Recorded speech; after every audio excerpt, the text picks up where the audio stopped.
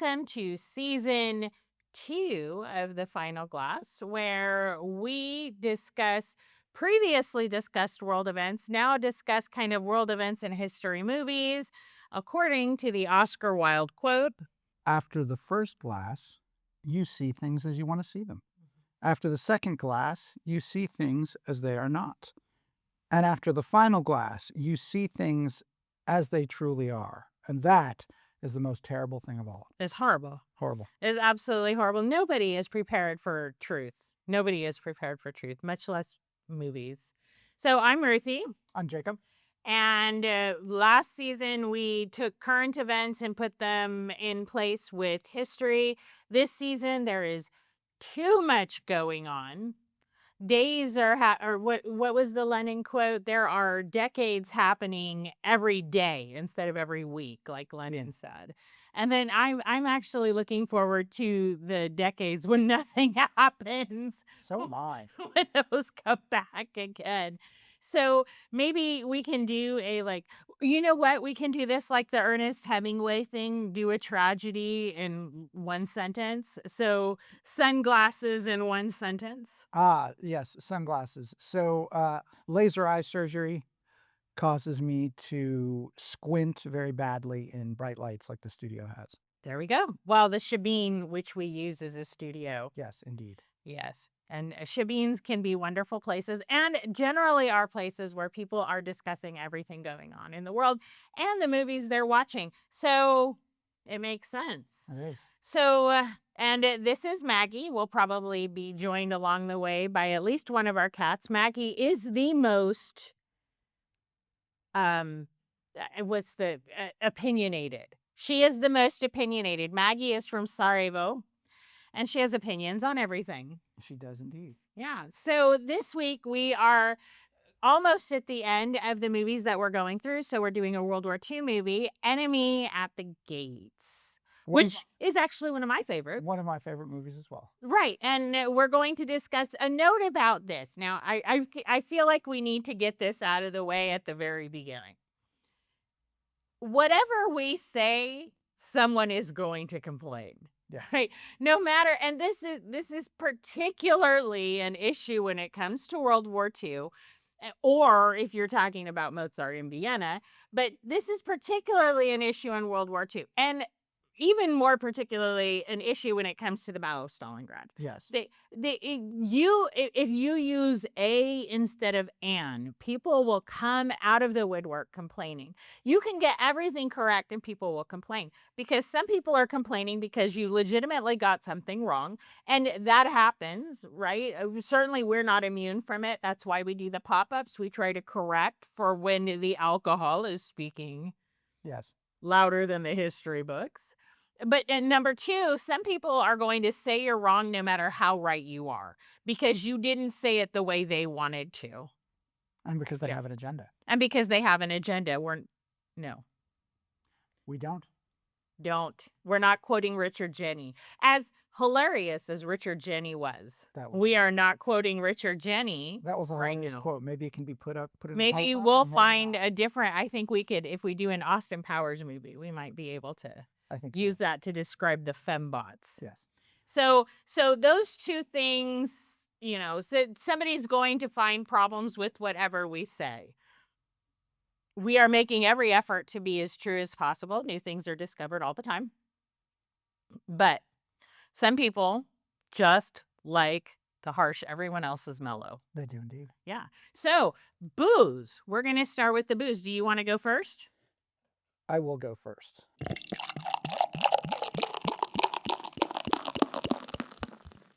I have an authentic Soviet Army mess kit set of shot glasses. For vodka. For vodka. You got to issue people a way to drink the vodka. So wait, since we're talking about World War II, we had, if you can see this is actually Walter. So Walter, there's a movie, Walter Brani Sarajevo. And Walter was a Yugoslav partisan in World War II. And we have actually, in our old office, we used to have these on the doors. But we had a beautiful artist friend go ahead and make coasters of these for us. So as we drink, we're drinking and looking at history. So I will be drinking generic vodka with a V. Vodka with the V in honor of The Red Army victory. Red Army victory, the great Soviet victory over the Nazi oppressors. And can we also make a quick note here? Soviet. It was Soviet indeed. Soviet Army victory. We'll discuss that more. It was the Soviet Army, not the Russian. And so we will be drinking things from other Soviets. Yes, we will. We will. And what are you drinking? So So today we're actually day drinking. This is not a nighttime thing for us. We're day drinking today. And so in honor of that, I saw this incredible recipe for something they were drinking at the US Open called a honey deuce. And but I don't have all of the things to make that here. So it is a shot of vodka, some Croatian malina, which is like raspberry liqueur, and then lemonade. And my lemonade has elderflower in it because I'm fancy that way. So I don't know what we would call this, a honey ruthie. There's no honey in it. So enemy at the gates. Enemy at the gates. Na zdrowie. Zdrowia.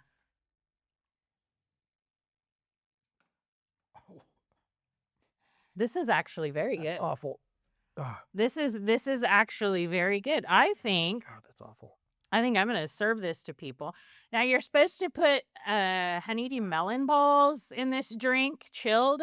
And you know what? I can see how that would be really, really good. You're going to have to hydrate really well. You've already I forgot how terrible this vodka was. downed half of that. You're the Oh. worst slob ever if you don't like vodka. You should be drinking No the one worst likes vodka. No one this is the worst vodka. A. B. No one likes vodka. They don't like the drive. They like the destination. And I'm going to get there before the third glass at this rate. Okay, so you know what shocked me about this movie? It is 25 years old. Oh my goodness. Released in 2000. Wow. Wow. Jude Law looks like a child. We saw this in the theater. We did. We went to the movie theater. It was a big deal. We went to go see it. We had three children, two of whom were very young. Yeah. At the time. 25 years old. Wow. Yeah. Maggie is also shocked. I'm not sure if you heard her exclamation. She is shocked. But I also want to say last week I said one of the stars' names incorrectly. My fault. She's Rachel Weisz, not Weitz. Yeah.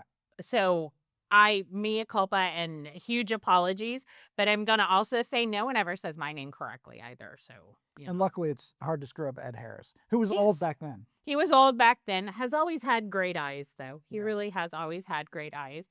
And it was a very attractive cast in general. Very attractive. So the Rotten Tomatoes score on this is actually not that great. It's 53% from the critics. Yeah. And I'm going to diverge from the critics again. And I don't think basically critics speak for anyone but themselves. So the movie was loosely based on the book by the same name, written by Zaitsev in 1970. No, Zaitsev wrote a different book. Oh, okay. In 1973, the book was Enemy at the Gates. Enemy at the Gates, yeah, but it's based on his recollections. Well, yeah, the guy who wrote Enemy at the Gates interviewed all of them. Yeah. And then Zaitsev wrote a book, and I have this written down here. So he used the title, one of the slogans. There's no land for us beyond the Volga. Yeah. That was his. And his book is not particularly helpful in figuring out the truth of what actually happened, I have to say. Yeah, he was a little close to it. And one of the things we want to emphasize is the movie has very little to do with the book, and both the book and the movie have very little to do with reality. Yeah, we'll touch on what the big differences were. Okay, but we have to dial that back too, because that has been said about the book Enemy at the Gates, that it wasn't very well done. It wasn't very well. But then it's also been said that it was. So this is like a flashpoint. Yeah. And I think it's one of those areas that people are never going to agree. You can never get enough evidence for anybody to agree. Yeah. And the movie, I think, is designed to be cinematic and designed to be grand in scale and have this huge scope, rather than the battle, which was a series of individual actions by individual people, and it was very close. And some of the vistas that they showed during the movie, the massive squares and the piles of rubble, some of those existed, but for the most part, those were not the ones that were fought over. We'll talk about Right. Pavlov's house. That was a battle over a large empty square, but for the most part, it was the War of the Rats, which Which is the title of another book, Yeah. a very well-received book about the same battle. which it was fought often where both sides held territory in the same building, Right. which was a true horror. They fought inside, so there was no front line. There were just front occupied zones where troops were engaged in these individual to the death struggles, including using shovels as weapons, Right. using Melee. It was melee. removing the bayonets from their rifles because there wasn't enough room to swing the rifle with the bayonet. Yeah, and just fighting in going at it with knives. sewers. Fighting in In sewers, sewers, a firefight in a sewer. in drain pipes, throwing grenades at somebody who might be standing in the next room over. So this was not at all the kind of combat that the German army was used to. No. And they do emphasize this in the movie. Some of the generals say, my army wasn't built for this. Mhm. I think it was Paulus, but the German army was absolutely ground down in Stalingrad. Yes. And we'll talk about the weapons was a little bit more. attrition. It was attrition. But both sides were attempting Yeah. to use a war of attrition in this, which is not how it usually works. But the German army was built for lightning fast, accurate, heavily coordinated combat. And the Soviet army was built for everybody takes one step forward, shoots a bullet, reloads, takes one step forward, shoots a bullet, and reloads. Right. In this case, in the Battle of Stalingrad, the Soviet army's The tactics Soviet army was built for were- attrition. that was built for attrition, and those are the tactics that prevailed. Yeah, and so really quick about the plot. So the plot is, I mean, I don't think we're giving any spoilers here. It's 25 years later. The basic plot is great sniper, political commissar makes him famous. There's a love triangle. With another The sniper. Soviets win Yes. the Battle of Stalingrad. And I did see actually a lot of complaints about that. People was, oh, why didn't you cover this in the battle? Why didn't they cover that? Okay, because no one's gonna go to see that. The History Channel has covered those things very well. And we recently got YouTube Premium. Oh, you can find anything. This was a mistake for us because we have to make rules on our TV watching now. You can find anything on YouTube. You can find every single bit of the Battle of Stalingrad. And most people don't want to watch it. But most people also, in 2001, were not terribly up on the fact that the Battle of Stalingrad had even existed. And in showing a lot of the things that the movie showed incorrectly, it did give the correct feel. Yeah. Which I'm of two minds about, right? It's not correct. Yeah. But that's how it felt. Yeah.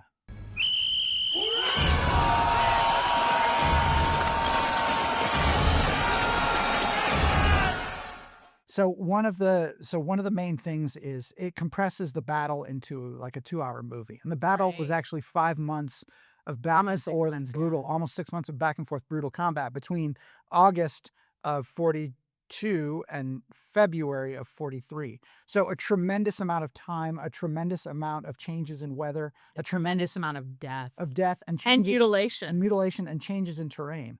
And so the battle on day one, they're kind of presenting, the movie kind of presents Zaitsev as coming fairly early on in the battle. Which he did. Not the beginning, fairly early on in the battle, and then to the end of the battle, but it really doesn't change. It doesn't show the changes in everything else going on around. Yes. And there were huge changes. It's kind of frozen in time. Well, Like I a movie think happens. there were huge changes while there were no changes. It was one of those stalemate. Everything seemed the same until you realized it was different within this.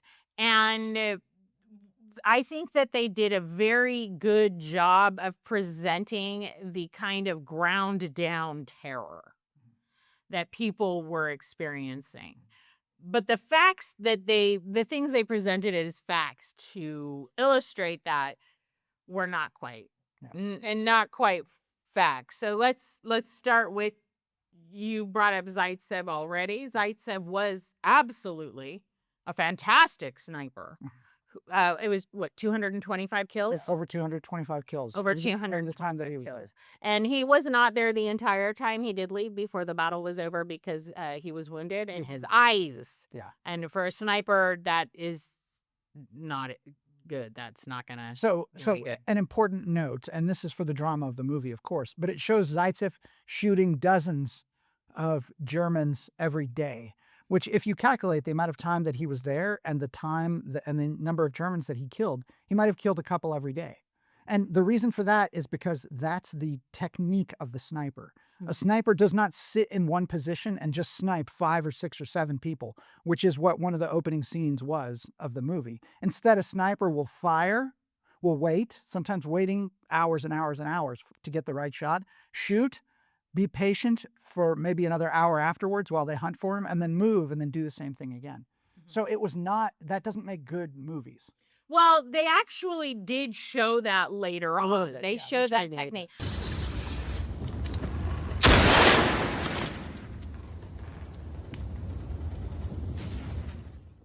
I think the opening scene where he and Joseph Fine were there, and that was a different thing. That was showing his skill, and he actually was promoted to that position from skill. Dude started out an accountant. Yeah. So he did not start out, Mr. Gung Ho rah rah special forces. He was an accountant in the Navy. Yeah. And then with Barbarossa went. So I think I understand what you're saying. That's not what it was like, but I also think that was not illustrating sniping. That was illustrating we need to survive this. Yeah. And to survive this, we've got to kill that whole Yeah. entourage Yeah. thing. So, so the central focus of the movie is the sniper duel, Yes. which may or may not have happened. But if it happened, the way that Zaitsev actually tells it in his book and in his accounts, then it appears that it was only really 3 days long. Yeah, it was only 3 days long, and they show in the movie it's like it took the whole time, like the whole movie. Months, yeah. They were hunting each other, and according to Zaitsev's book, and now his book he wrote his book using the Soviet propaganda that had come from the front lines. Yeah. At that, so there really was somebody behind the scenes. There was no Danilov. Danilov, I would say, is a compilation character. Yeah, I'd say it's a I would composite say he didn't. of political commissar. Yeah, I would say he didn't exist, but also there was something like that within the frame of existence. And the Sovs were super awesome at propaganda. It's more than a confrontation between two nations. It's the essence of class struggle. For their own troops, and Well, let's talk about the commissar Yeah, real quick, so, and then for well, the second drink, we'll let's talk about let's that. finish talking about the plot real quick. Yeah. So they were super awesome at propaganda, so there was somebody doing that. That being said, the duel may have been manufactured for propaganda's purposes, although Zaitsev really was that good. This particular duel may have been manufactured, and this would not be the only time the Sovs manufactured such a duel. They did so as well with Lyudmila Pavlichenko, who was the Ukrainian sniper, female sniper, who was, yes, fantastic. We have a cat named after her. However, the duel part is where the propaganda, but the Soviets understand very much, we got to win this war, we need heroes. And so they were creating heroes. And on the German side, Erwin Koenig may or may not have existed. probably didn't. Probably did. And there are some ideas of other people that he might be, but that, if you want to talk about why specifically the guy who headed the sniper school and who had 400 kills could not, that would be great. Yeah. So this at the beginning of the battle in August, the sniper school had just been established. So it's highly unlikely that the German army would send the guy who just who was in the process of setting up a sniper school and putting in curriculum and doing very ordinary things that a military would do to fight a duel. But needed. The military needs accountants. The military needs cooks. The military needs drill sergeants. They need people who are good at teaching other people. They need people who are good at teaching other people in addition to all the regular combat tasks. Right. And even back then, the majority of the military both in the Soviets and with the Germans, were non-combat roles. Yes. They were the people that were supporting those small number of infantrymen on the line and even smaller number of snipers. And so to give away what was supposedly a prized sniper into this ridiculous duel probably almost certainly would not have happened. Right. But even beyond that, the Germans and the Sovs approached sniping, Sniping. the act of being a sniper, very differently. They did. So the Germans had superior long range weapons and they had really good optics, which is very important to a sniper.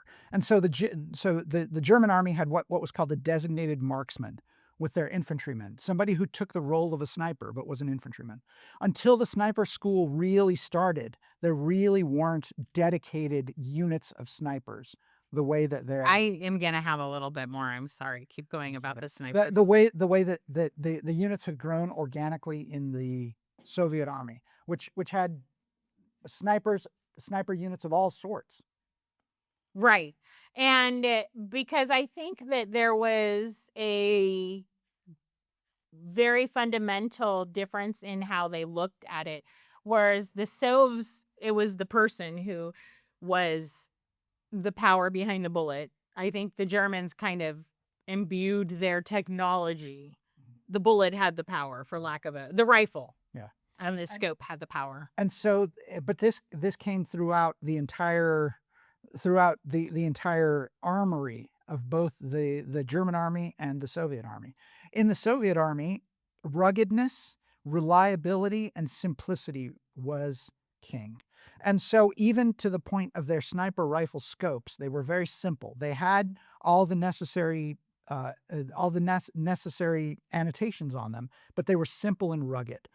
But they weren't great. Mhm. The German sniper rifle scopes were much better, significantly better, could reach out further. And in Stalingrad, that mattered not a bit. Mhm. So the ruggedness actually, because of the sniper moving quickly and because of the sniper potentially surviving being attacked, the ruggedness of the sniper scope mattered much more than the accuracy of it. And as we were talking about, some of these duels, some of these battles were held inside a single building. Inside, there was one that was in a stairwell. Yeah, you don't need to be able to reach out and shoot 800 meters or 1,000 Right. meters in order to hit your target. You need target- someone with a shovel. You need to with hit a sharp sight someone with with a shovel, or even at these extreme ranges, maybe it might be 30 or 50 meters. Right. And so I think that's really important to realize as you think about the Battle of Stalingrad. Just the two armies approached this just fundamentally differently. And I think it's very cultural. Yeah. You really, there's a real cultural thing about this.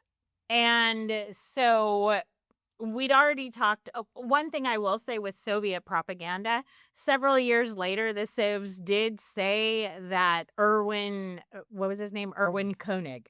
Yeah. His daughter had confronted Vasily Zaitsev in the Iron Curtain portion of Germany. And that if he didn't exist, it probably didn't happen. Right. But maybe, I don't know. And I'm going to be honest, if you're in that portion of Germany, are you going to go assaulting a hero of the Soviet Union? And probably not. Probably not. Probably would not be a good thing to do if you value your life and your position in society. Just saying. So, and to briefly touch on something that the movie actually did a good job of emphasizing was the fact that the horrendous civilian casualties that the Soviet side suffered. I mean, millions upon millions. In the end, the butcher's bill was 30 million Soviet citizens. And I think it's important that we say Soviet citizens, because one of the ways that this has kind of come forward now is that as the Soviet Union has broken up, kind of Russia has decided that they're the heir of everything Soviet, which means that if those were all Soviet deaths, they must have been Russian deaths. Yeah. About 40% of them were actually Ukrainian. And that's important to note because that's where most of the battles on the Eastern Front were. And there were, of course, Stalingrad was inside Russia, right? The Russian Republic. Yes, exactly. And that's what I mean. I mean, Russia itself. Yeah. And there was a battle at Smolensk, I believe, also. And that was also inside That- the that- Russian Republic. The Battle of Leningrad, the Siege of Leningrad, these were inside the Russian Republic. Yeah, But Belgorod. But a tremendous number of the battles were the Battle of Minsk, that the Battle of that strip the- of land. yeah, the Battle of Odessa, all were outside. Yeah, there's a reason Russian that in the current incarnation, the Battle of Kursk was being fought as they were celebrating the anniversary of the Battle of Kursk. Yeah. Right? This is battle zone. And so 40% of those casualties were actually Ukrainian. You cannot apply an entire Soviet wide number to one republic. Yeah. So one of the other interesting facts is the fact that the Soviets constantly, in almost every piece of good propaganda that they wrote that was meant for either an internal or an international audience, they emphasized the multi-ethnic nature of their country and the multi-ethnic nature of the troops that were struggling against the German aggressors. Absolutely. So the Germans had some multi-ethnic parts of themselves. But the whole German thing was not about multi-ethnic anything. So Stalingrad was one of the first battles in which Stalin had moved his divisions, which had previously been shepherded east of the Urals, into combat against the German army. So these are relatively fresh units, relatively well trained, and they were a mix of ethnicities, especially from the Central Caucasus. It did take them a little bit to get there, though. And this is actually, so I have some notes. Let me look here. Yeah, here we go. I have some notes about the beginning of the movie because there was so much going on there that was not true, We should get to the second glass before we but talk about truth-ish. propaganda and that. Okay, so we can talk about that and then we'll talk about the propaganda. So this is actually my 2.5 glass. That's on you.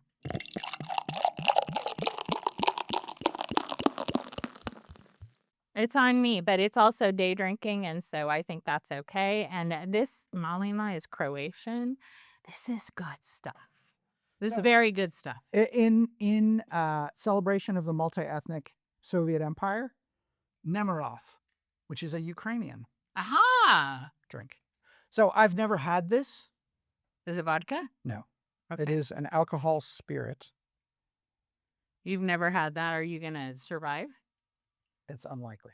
So not just in celebration of the multi-ethnic Soviet Empire, but let's also say like Khrushchev himself, who was sent in the movie and in real life as the political officer to Stalingrad, was Ukrainian. He was. Khrushchev was Ukrainian and his wife was actually from Poland, but one of the minority groups in Poland. So how does it smell that? Can I smell? Smells like Oh, wow, like rubbing a alcohol. combination of rubbing alcohol and sadness. That smells like rubbing alcohol. Nazdrovia. Yeah, there's no happiness, so you're not no health. Oh, See, mine's good. it hurts my soul. Mine is good though. You want to No, try it's mine? not good. Mine is I can't. delicious. It's girly, but it's delicious. I can't wait to try. I cannot wait for honeydew melon to come into season because that is going to be a fantastic addition to this drink, which is pretty too. It's a pretty drink. Oh, my throat burns. Yeah. Well, So now we see things as they are not, which is Soviet propaganda. and maybe 2.5 is too much for me. You still got that final glass. We can't see things as they are until after that. So the Soviet propaganda was fantastic. I think it was fantastic at the Battle of Stalingrad. And we'll talk about how later on why it kind of sputtered out during World War II. But at the Battle of Stalingrad, the Sovs towards the Germans came up with this great plan where they found that dropping leaflets and things like that kind of showed maybe a dead German soldier and a child crying over the soldier. Appeals to that kind of home and family thing really affected them. Now, on both sides in Stalingrad, nobody wanted to surrender to the other side because no matter how much they were assured that everything would be great and they would be treated well, that was a lie and they all knew it. And They all knew the it. survival rates inside the prisoner of war camps on both sides were minuscule. abysmal. Maybe 10, 20%, depending on Right. where you ended up and how long you stayed. It was just not. So surrendering was not a thing. Giving up, deserting, those might be a thing. So at this point in the war, the German army did not have specific units to stop desertions, but the Soviets did. The Sovs did. And you see this in the beginning of the movie, sort of.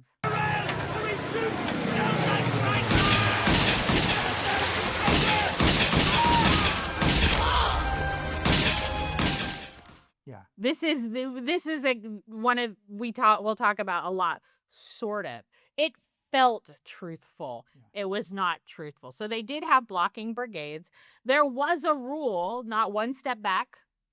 So this rule actually was not written down until like the 1970s or something like that. Yeah.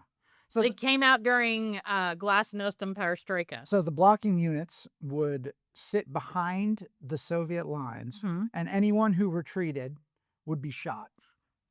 Sort of. Yeah.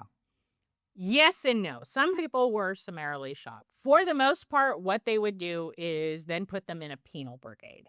And the penal brigade was sent to do the most meat grinder of the meat grinder activities, clearing minefields, going directly into fire so that the troops that were valuable behind them Direct trench assaults, Yeah. nothing machine guns. So these were penal brigades. So there was some sense of them not wanting to waste people. They weren't just shoot, or maybe they didn't want to waste bullets. I don't know. There was that rule. It was told to everybody. There were some people shot for deserting. For the most part, they were kind of recycled back into the crappiest uses where they were pretty much assured to die, but the bullet was going to be German. Yeah. So,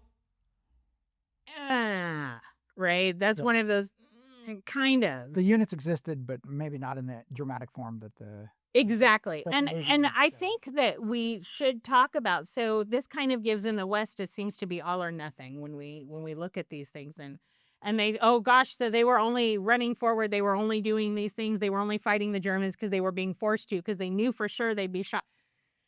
Not really. I mean, yes, but mostly no. Mostly they really hated them. They really wanted to get rid of these Germans. They really wanted to kill them.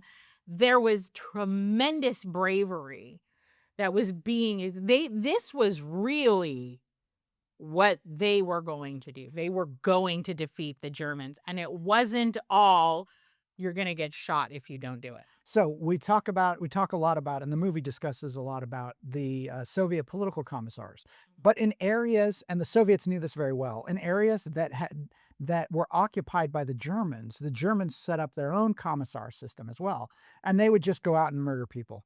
And so when you had the choice between your own commissar, where you might survive, and a German commissar, where you won't, then a lot of people ended up choosing the Soviet commissar. I think that unless you have lived something roughly analogous, it is just impossible to understand, to comprehend what was going on in Stalingrad. Just impossible. And one other thing when it comes to propaganda with Soviet propaganda, listen, the Bolsheviks came to power in this second revolution in 1917. So we're in 1942, 1943 now. How many years is that they have had to have so these people, these young people who are part of the army, they have all been inculcated in this propaganda that the Soviet system has produced from 1917 on. They are primed to accept this propaganda as fact and to act upon it. So you cannot look at this as a person from somewhere else who's been exposed to, many multicultural things and go, that's ridiculous. I would never believe that. Yeah, you probably would have. But Stalingrad also marked an important turning point with the commissars, right? Yes, it did. Yeah, absolutely. So the commissars originally started as both military commanders and people who enforced discipline within the ranks of the troops. that was such a disastrous combination Disaster. that Stalin, by the time that Stalingrad, the battle was happening, he realized, I've got to rein in the commissars. And so the military command was left to the professional military officers. Zhukov. Zhukov. And Chukov. Yeah. Right. And the discipline was left to the commissars, which ended up being a tremendously effective use of the commissars. Well, it is tremendously effective because that's kind of good cop, bad cop. It is. Right? And Zhukov was, at least within the context of World War II, a military genius. Yeah. In my opinion, and I do not make the rules, I think he really was. And so here you can have this tremendous avowed loyalty to this leader who is fantastic, and you don't have to be afraid of him. You're afraid of the guy behind him. So the other piece about the political commissars is a lot of them were tremendously physically brave. And the reason for that is they were prime top targets for the German army. And any commissar who was captured was shot summarily. Whereas the regular Soviet infantrymen might be sent off to a POW To camp die slowly. to die slowly, but commissars were shot on the spot. And so the commissars knew not one step back applied to them as well. I think the word bravery is pretty much just an umbrella term. Yeah. This was a battle between it was seen as an existential battle by the people fighting it on both sides. Yeah. It was an existential battle. Now, you had to get your troops there. Yeah. The Germans had cut off one direction, so the Soviets couldn't get their troops there by train any longer. Yeah. They did manage to get their agricultural products out before the battle really started, though, and that was actually super important. Yeah. Super important. And as Napoleon found out, and as Hitler found out when he came in, people in that area had a tendency to kind of salt the earth and burn everything down behind them to kill you. I mean, they might die, but you are definitely going to die. And this is what had been happening as the German army advanced. And so in this case, they didn't have to burn down their food. They were able to get it out and use it. But let's talk about the approach.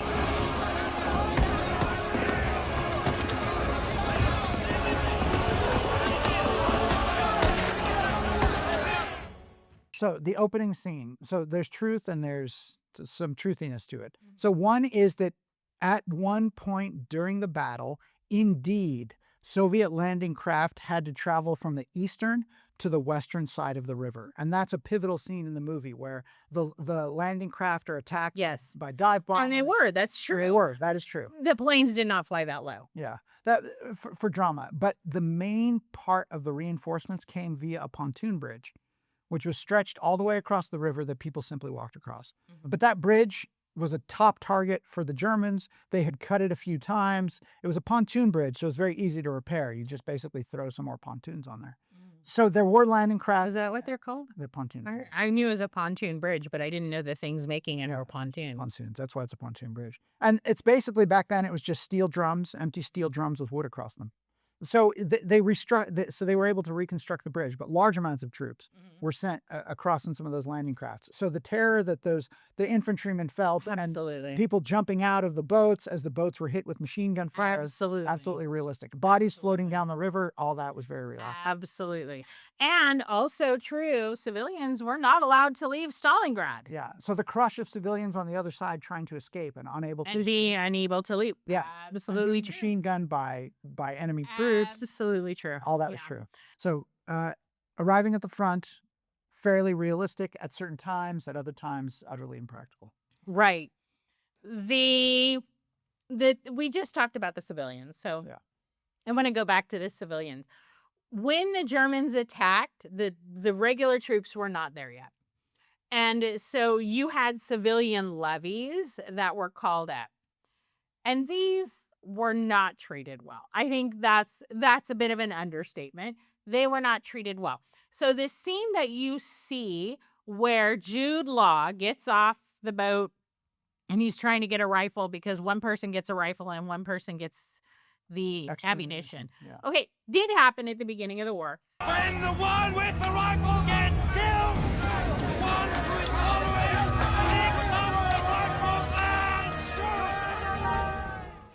by 1942 was no longer happening with regular troops. Yeah. With civilian levies, they did not have the accoutrement that they needed. And so this did happen with the civilian levies, which were basically sent into the meat grinder without enough stuff. But Vasily Zaitsev himself, getting off the pontoon bridge or the boat, whichever he rode over, he would have gotten, He would have had he a would have had a rifle rifle from the start. Yeah, from the start. It would have made this story not so exciting, though, I think. So that true-ish, but also false-ish. So, but it is good to keep that part of it in mind.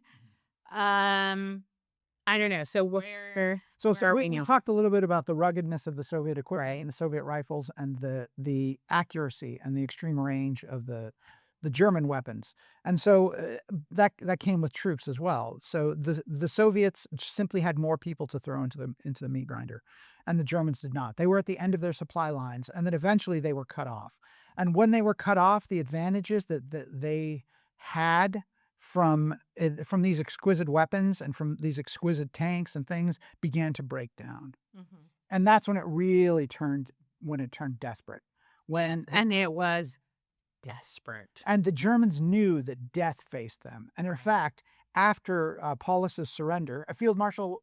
Well, let's talk about Paulus at the end, because I think that's a great codicil. So like, we can end it that way. So Paulus was a general, and Hitler, the German general, and Hitler promoted him to field marshal because no field marshal had ever surrendered. Right. And the implication was that Paulus should either win or just shoot himself in the head. But which Paulus, seems to be a theme. Yeah, which seemed to be a theme. But Paulus didn't. He opted not to do that. So he surrendered. Right, but we're not at the end yet. Yeah. So let's talk a little bit also the love interest, Rachel Weisz, who is stunningly beautiful at any stage of her life. Can I just say that I have loved Rachel Weisz since The Mummy? And it's particular, she has one particular line where she gets drunk and she goes, "I am a librarian. I am a librarian." I have loved her ever since. So the real Tanya Chernova was a ballerina. She was a ballerina, yeah. And she had gone to Belarus to rescue her grandparents, found out about what was going on, and hightailed it over to Stalingrad, going through sewers. Oh, that is dedication. And she was one. So Zaitsev in Russian is rabbit or hare. And so the snipers that he trained while he was in Stalingrad were called the Little Hares. The hare, so it's quite a turn of phrase. So quite a turn of phrase. And so she was one of those. She really did exist. She was injured during the battle, and she was separated from Zaitsev during kind of a mass bombing. But she actually stepped on a mine. No, the person with her stepped on the mine. And she was wounded on the, from the side. It did keep her. She was never able to have children, which she did want to do after that wound. But one of the things that I think, and this is, I think this is very important for anybody reading about this battle. For the rest of her life, she would refer to the Germans that she had killed as a sniper as sticks she had broken. Yeah. That's how she saw them. And I think that psychological insight is profoundly important to understand about the battle itself, about the people who participated, and about the future that these particular people built. Sticks that she had broken. So one of the important things I think to note about the battle, to note about Zaitsev, to note about whoever the real Koenig was, to note about Chernova, is the fact that you tended to either die very quickly or survive to kill a tremendous number of people. Yes. And so the This ones is still true today in the war that's going on. Yeah, and so some of these people with hundreds of kills, hundreds of recorded kills, how must that have affected the rest of their lives after that? Where they were, afterwards. So Zaitsev, one of his big things is he wanted to work as a factory manager, supposedly in the movie. And so think about how you would come from having shot hundreds of people, having looked them in the eye. And he actually lived in Kiev Yeah. After he died in Kiev and he asked to be buried in Stalingrad. It took a little bit. He wasn't buried there at first, but he was eventually buried in Stalingrad. But I think that that is a very important thing to understand. In the West, we call them the greatest generation. Yeah. And they saw terrible things. My grandfather was in the Pacific Theater. I had other family members who were in the European theater. And one family member who was a bombardier and he was shot down during the invasion of Normandy. And so and the effect on the people at home, this particular family member, his wife was told he was dead and she was pregnant. And then after he was rescued by the Maquis, the French Maquis. He was taken on an escape line. It took forever. It was a horrific experience. Of course, it was a horrific experience. And then she gets this phone call and he's like, "Hey, honey, guess what? How do you incorporate that into your understanding of the world?" And yet they did. And so this greatest generation, and indeed the Soviets who fought, they incorporated that into rebuilding the world. And I think this is extremely important to understand in order to understand the world that was built. And I think talking about practicality and the practicality that developed from some of these people who had to live under fire, who had to live sometimes in trenches for months, who had to crawl through sewers, the practicality that they developed. And one of the things was the socks. Well, the socks came before. It came before. So the socks were actually one of the scenes in the movie. It's one of my most beloved scenes in the movie. Your offer to name your mind. It is such a small detail that was put in there that you don't catch unless you know you should catch it. So there's this scene, the first scene where Vasily Zaitsev and Danilov meet Tanya, and she comes into the house and she sits down and she starts unwrapping her legs. The Soviets did not wear socks. They had foot wraps, and they had foot wraps from the time of Peter the Great up until 2013. They were reinstituted in 2022. These foot wraps were iconic, for lack of a better way to explain it. Everybody knew about the foot wraps, and so to put that in the movie was to me one of those like chef's kiss touches. And I don't see people discussing how awesome that was. They complain a lot about all the things that the movie got wrong, which, to be fair, many things. But they're not talking about the awesomeness of the little tiny touch of the socks, which was great. And they were stinky, hey? Yeah. Oh. But there's an additional piece, something from as small as the socks to as large as what the location of the headquarters was. Vasily, come to my arms. Look at my dress here. Here, Vasily. So the movie seemed to imply that the headquarters, that the army headquarters was far away. But in truth, Far away and opulent. But in truth, the Stalingrad army headquarters was moved frequently, but it was in bunkers right behind the front lines. This was important to Chukov. Yeah, and it was for practical purposes too. And the practical purposes was communications. Communication, but also like he was going to be a part of the victory. Yeah. And you cannot lead someone to victory from, like, in Blackadder, as we were watching Blackadder a few weeks ago, you can't lead people to victory from a chateau 35 miles behind the line. Yeah. And so he didn't. Yeah. That was a very important thing as well. Another thing that I think the movie didn't show well enough is this was the coldest winter ever. The winter was everybody's enemy. It was killing people right and left. Like going outside, you could die. There have been multiple accounts of Soviet soldiers that were clearing basements to come in to see a dozen German troops literally frozen to death. Dead right where they were, because whoever was tending to the fire either died or the fire or the fire ate up all the oxygen in the room and they died that way. But these were literally frozen human beings in. in I have to say, I think that they couldn't really show that because Stalingrad, the Battle of Stalingrad, is one of those things where the reality was so horrific that if you tried to put that into film, it would look fake. And I think that's one of the things that has to be taken into account when you're watching an obviously fictionalized movie about some crazy thing in history. It would look fake. It sounds fake if you try to relay things as they really happen. But they did throw some of it in. Mhm. So the sniper that was partnered with Zaitsev pointed out that he had looted equipment from dead Soviet soldiers, and indeed that Ron kind of Perlman. thing, Ron Perlman, and that kind of thing did happen. So they tried to inject little pieces of horror into the movie, and I think they succeeded with those. But you're right. If it was too much, if they showed too many corpses that were, that were frozen, and they showed And too it much. was, I mean, the whole city looked like that opening scene with all of the dead bodies. Yeah. Bloodthirsty Stalin and his Bolshevik gang who have stolen your land, who have torn you apart.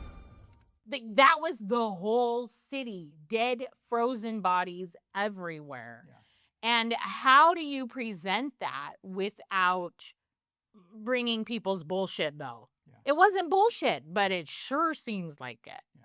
So another thing, the movie talks about the factory, the fighting at the factory. So let's talk about that with things as they really are. You're right. Let's do that. Both Pavlov's house and the factory. I've been sneaking extras, so I don't know what number this actually is, so I may already be on things as they really are.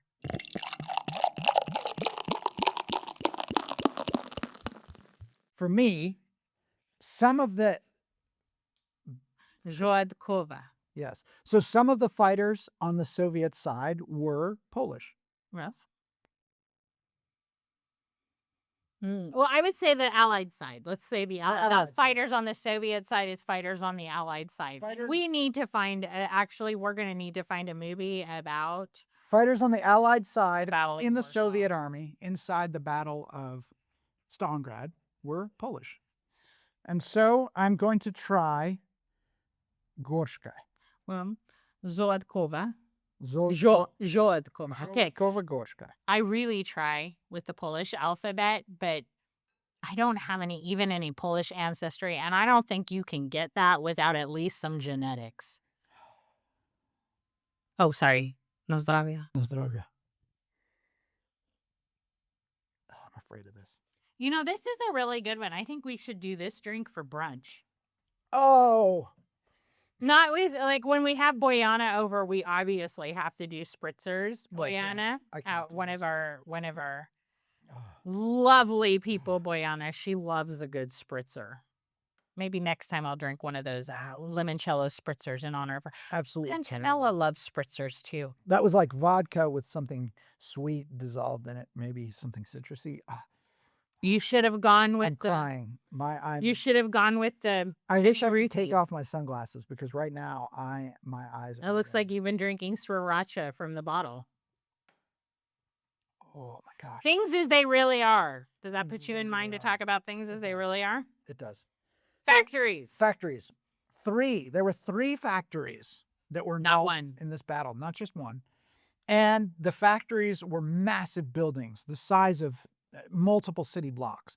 And so some of the battle lines ran right through the middle of the factory.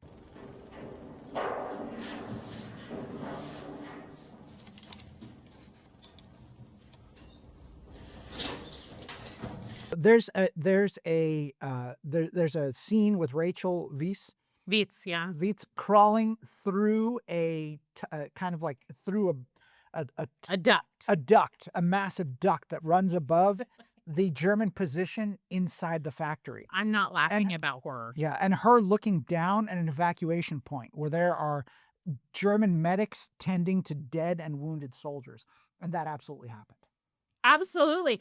So I think there's a more modern analogy to this. We had an office in Sarajevo, and our office was here, and we actually have a picture, which I will put up in the pop-ups. We have a picture of what our office looked like in 1993 5 versus what our office looked like while we were there in Sarajevo. And it's because you had opposing sides right here On opposite sides of the building, but here you had them in the same building. in the same building. So the awfulness of the battle and the fact that there were elements inside a building that were no man's land and others that were command posts or casualty evacuation Horrific. points were absolutely correct. Now, as an interesting aside, one of the German battles, one of the German offensives inside the factory, where the command post was in the factory, was delayed because of Mice. mice had eaten through their communications lines. Yeah. So here you have this barren wasteland of death and destruction. But what does really well in barren wastelands of death and destruction? Right. Mice and rats. And actually, there has been discussion since 1943 about whether the Soviet army used the disease called tularemia at the battle, whether they used biological warfare at the battle. But in all likelihood, you have so many mice and so many rats. It's like hantavirus, right? You can get it easily. It doesn't take. I mean, the biological warfare is the Earth's biological warfare against everybody there, not the Soviet army. And the movie does a great job of showing piles of bodies with crows and rats and animals picking at them. So that was extremely realistic. Absolutely. Again, I think that we need to just really emphasize a regular person cannot comprehend the horror. They cannot show the horror on the movie because no one would believe it. Nobody would watch it, first of all. And nobody would believe it. Nobody would believe it. It's absolutely. So let's talk about, we talked about close combat. Let's talk about far combat. So Sergeant Yakov Pavlov occupied a position inside a tall residential building toward the beginning of the battle. And he and his squad held it with reinforcements, of course. Barely, though. Barely. They were waiting for reinforcements. Yeah. They held the position for 58 days because this is one residential building that had survived with a square and the area around it that was completely destroyed. So these guys set up mortars, they set up machine guns, they set up sniper rifles, and they killed more Germans, more of the German army trying to advance across that square than died capturing the city of Paris in 1940. Absolutely. It was absolute insanity. Now, this was, okay, so Stalingrad was a grander scale than anywhere, I'm going to say anywhere else on Earth. Anywhere else on Earth. However, it was in close combat, definitely. Well, I think that all of the battle itself was a bigger scale on losses. But anyway, so a lot of the things that we don't have access in the West to Stalingrad now. We can't go on a tour and see, what it. And honestly, I would be suspicious of the tour guides. But there are places you can go that have a much less, although still horrific version of that. And we actually visited a place like that in Normandy when we were in Normandy. And there's a town you can go to, and there is this experience where you can, as though you're landing, you're in a plane and you're being taken in. And that was there was actually a World War II vet on the plane with us. On the fake plane with us. I was very worried. He was a champ. Not an issue at all. I think it was so unrealistic to him that it just didn't trigger anything. But in front of that building there's multiple buildings, and it's a corner. And at the corner, they have like a burned out vehicle with a fake body in it. And so during the battle, it's called Dead Man's Corner. Yes. This during the battle they would use it as a marker, like on Everest with green boots. They would use it as a marker, this dead body in the burned out vehicle. So this is a much smaller scale of destruction than what was going on in Stalingrad. But if it's something that you want to actually try to just kind of internalize a little bit, that would be where I would recommend you would go. And they have just some incredible exhibits there that go over the horrors of this. There's also a church right in that area that was used as a makeshift hospital. The blood stains from the wounded are still on the And it was pews. in the movie The Longest Day. But Yeah, we're it not was, talking but about that's that. not what we're Yeah. talking Yeah. about. Enemy at So- the gates right so now. I think So to move us out to Stalingrad. Yeah, I think to close out Pavlov's house, it's an example of you got good or you got dead. Yeah. So Pavlov and his troops killed thousands, and his men killed thousands of advancing German army troops. Thousands. And Pavlov ended up surviving the war. Yeah. And the square is now named after him. Yeah. So final, General Paulus. General Paulus. General Paulus. So I think this is how we end this, because that was how Stalingrad ended. So General Paulus was told over and over by Field Marshal Paulus. Field Marshal by this point, Field Marshal. you are not to surrender. You don't surrender. You don't surrender. And Paulus is asking like every day. Every day. He's like, Mein Führer. And Hitler's like, no, you will not surrender. And so he doesn't, but he kind of lets himself be captured. Because at that point, what can you do? Right? There's what can you do? But actually, there is something you can do. Well, you Finish could, this. but Yeah. so he is captured. He is taken back to Moscow. He's held. He actually testifies against the Germans at Nuremberg. He does testify there, taken back to Moscow for a little bit, and ends his days in Dresden as an evangelist for communism. Exactly.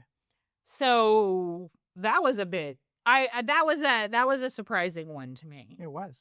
But what's more surprising, or maybe less, I don't know, but 11,000 Nazi troops I think you can staying. call them Nazis at this point. I Those are think, Nazis. yeah, these were a lot of the vast majority of them. They knew that Paulus had been captured. They knew that there had been a surrender, and they continued to fanatically fight Right. We have letters from them. in the ruins of a city that Yeah. was a hell on earth. Yeah. There are letters that exist from a lot of these soldiers, and they could not comprehend that Hitler would not have the victory. The They scale. could not comprehend. So we'll put up a pop-up with the total casualties on Right. both sides and the number of captured. But these are 11,000 troops.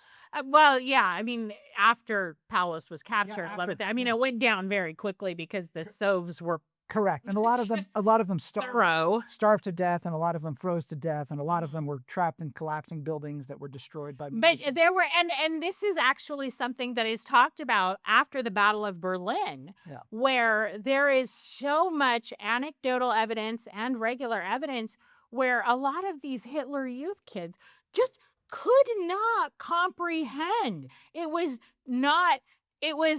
was just beyond their understanding. The evidence of their eyes did not match the propaganda. Right. It is a massive, what's it called when those two things are Cognitive dissonance. massive cognitive dissonance, which is also a very interesting thing to read into. So And that would be a great.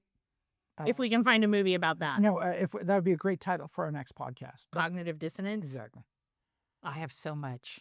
So next week is our second to last movie.